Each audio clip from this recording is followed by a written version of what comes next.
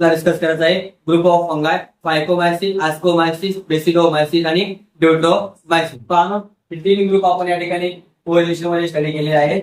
तर काय म्हणतो आपण फायकोमायसिस मध्ये हॅबिटाट कसं आहे ते लाकडावरती ग्रो होतील, ऑब्लिगेट पॅरासाइट आहे आणि डेड सबस्टन्स वरती ग्रो होतील आणि डॅम्प प्लेसेस वरती सापडतील.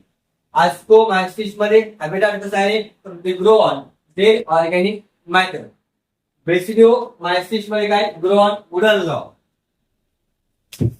स्ट्रक्चर आपण फायकोमायसिसचं स्ट्रक्चर पाहिलं तर कसं आहे असेप्टेड आणि कोइनोसायटिक. आस्कोमायसिसचं जर आपण स्ट्रक्चर पाहिलं कसं आहे सेप्टेड, ब्रांच आणि फिलामेंटस. फक्त हीच कशी आहे नॉन फिलामेंटस. आणि बेसिलोमायसिसचं स्ट्रक्चर कसं आहे सेप्टेड आणि आपण काय म्हणणार ब्रांच म्हणणार. काय म्हणणार सेप्टेड अँड ब्रांच. न्यूट्रिशन जर आपण पाहिलं तिघामध्ये पण न्यूट्रिशन कसं आहे सारखंच आहे. कसं सॅप्रोफायटिक, पॅरासायटिक, सिम्बायोटिक. आणि रिप्रोडक्शन जर पाहिलं तिघामध्ये पण कसं आहे सारखंच आहे.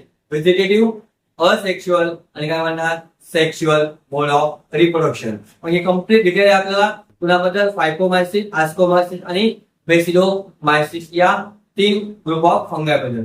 परत एकदा लक्ष द्या काय म्हणलं फायकोमायसिसचं हॅबिटाट काय आहे तो ग्रो ऑन डेड सबस्टन्स. त्यानंतर डॅम्प प्लेसेस वरती ऍज ऑब्लिगेट पॅरासाइट म्हणून ग्रो होतात. आस्कोमायसिस जर म्हणलं ते grow on dead organic matter. Basidiomycetes grow on wooden log. Structure of phycomycetes कसं आहे असेप्टेड आणि कोइनोसायटिक. इकडे आस्कोमायसिस मध्ये कसं आहे सेप्टेड, ब्रांच आणि फिलामेंटस. आणि काय म्हणतो आपण ईस्ट मध्ये कसं आहे तर नॉन फिलामेंटस. बेसिलोमायसिस मध्ये कसे सेप्टेड आणि ब्रांच. न्यूट्रिशन जर पाहिलं तिघामध्ये सारखंच आहे. कोणतं सॅप्रोफायटिक, पॅरासायटिक आणि सिम्बायोटिक.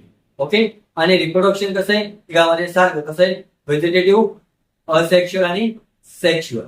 कोणते या ठिकाणी व्हेजिटेटिव्ह मध्ये कोणतं सापडेल फिजन, बडिंग आणि फ्रॅगमेंटेशन. ओके. सेक्शुअल रिप्रोडक्शन आणि बेसिलोमायसिस मध्ये असेक्शुअल रिप्रोडक्शन आहे का नाही, फक्त काय सेक्शुअल रिप्रोडक्शन. ठीक आहे. तर स्क्रीनशॉट काढायचा आहे आणि नोट डाऊन करायचं. तर चौथा ग्रुप बाकी आपला म्हणजे कोणता ड्यूटोमायसिस.